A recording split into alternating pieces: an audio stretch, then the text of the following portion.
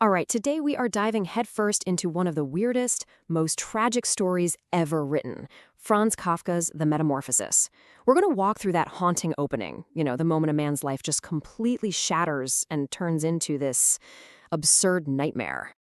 So let me ask you something. What if you woke up tomorrow, but you weren't you anymore? Imagine that for a second. The alarm's about to ring, it's a totally normal day, except when you open your eyes, you're a monster. I mean, literally. That unsettling thought, well, that's exactly where Kafka kicks things off. And boom, there it is. Probably one of the most iconic opening lines in literary history. Kafka doesn't waste any time, right? No backstory, no warning, just this simple, absolutely horrifying fact. Gregor Samsa, a regular guy, a traveling salesman, is now a giant bug. So a monstrous awakening. I mean, how do you even react to that? You wake up as a giant insect? What's the first thing you do? This is where Kafka's genius for blending the tragic with the totally absurd really starts to kick in. Okay, so look at this. This is just incredible. On one hand, you've got this monstrous new body, an armor-plated back, a brown arched belly, all these tiny, pathetic legs wriggling around. It's a total nightmare. But what's going through his head? Is he screaming? No. He's worried about being late for work. He's stressing about missing the 5 a.m. train and how angry his boss is going to be. His mind is still the same old anxious, overworked Gregor, just trapped in the body of a bug. It's wild. And this quote just nails it, doesn't it? He's not having a full-blown existential crisis. He's complaining about his job. Bad food on the road, train connections, to hell with it all. It's such a brilliant, dark comedy way of showing how the daily grind can just beat you down so much that turning into a giant insect is, well, it's just another annoying thing that's getting in the way of your commute. All right, so as Gregor's having his internal meltdown about being late for work, the world outside his locked doors starts to notice something's up.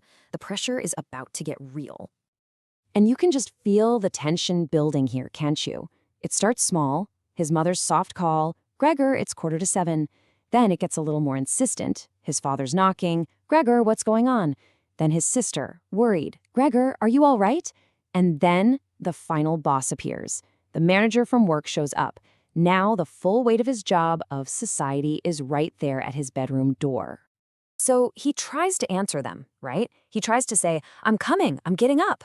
But what comes out isn't his voice. It's this painful squeaking, an animal sound.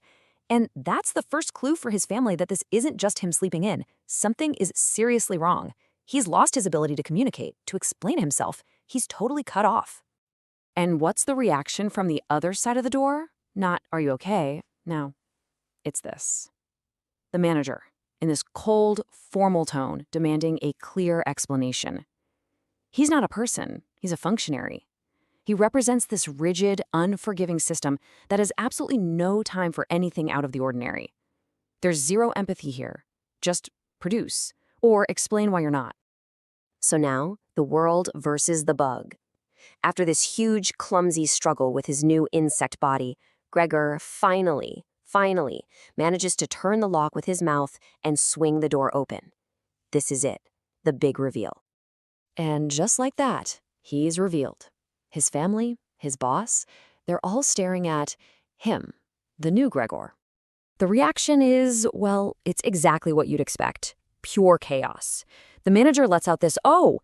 covers his mouth, and just backs away in terror. His mother literally faints, collapsing right there. And his father?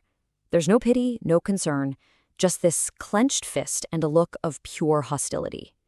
In one single instant, the entire world he worked so hard to provide for has completely and totally rejected him. Gregor tries to talk, to smooth things over with the manager, maybe save his job, but the manager just says this. That was an animal's voice. What a chilling line. It's the official verdict. He's no longer human in their eyes. He's just an animal. And that rejection turns to violence fast. His own father grabs a cane and a newspaper and starts driving him back, literally hurting him like some pest you'd find in the house. It's not just fear anymore. This is a violent act of casting him out. And then it gets even worse. The climax of this whole horrible scene is his father, in a rage, just bombarding him with apples, and one of them gets lodged in his back, this deep, serious wound.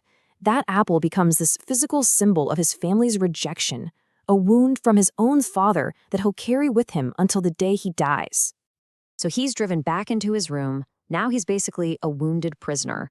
And his new life is, well, it's just this slow, lonely decay. His connection to his family, to everything he knew, just starts to fall apart.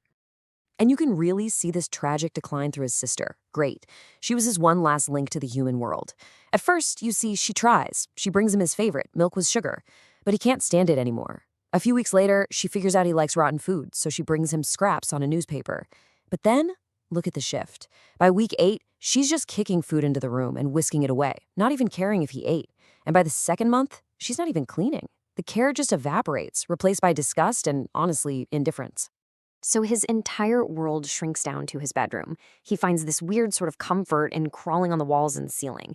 He overhears his family constantly worrying about money now that he's not providing. His father, who now has a job as a bank attendant, never even takes his uniform off at home, like he's this permanent, rigid symbol of authority. And Gregor, in this heartbreakingly human gesture, starts hiding under a sheet whenever his sister comes in, just to spare her the horror of looking at him. But in the middle of all this awfulness, you get this one moment, this one little flicker of humanity from his mother. She cries, "Let me go to Gregor. He's my unlucky son." It's this beautiful, tragic reminder that deep down she still sees her child. But they hold her back, and that one chance for connection is just gone. And that brings us to the end. We must get rid of it.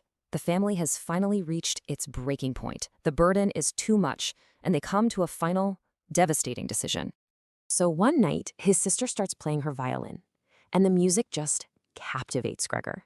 It stirs something inside him that's still human, a longing for something beautiful. I mean, look at that line. Was he an animal that music so seized him? In this moment, listening to that violin, he is arguably more human than he's been since the whole thing started. And this is just the most brutal, tragic irony of the entire story.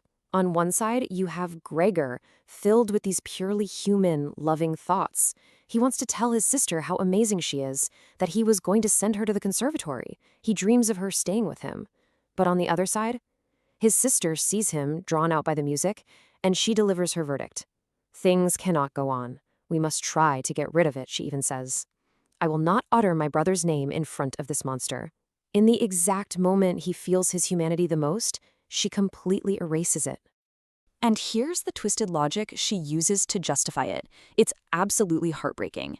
She basically says, look, if this thing were really Gregor, our loving brother, he would have realized he was a burden and he would have left on his own. So in her mind, the fact that he's still there proves he's not Gregor.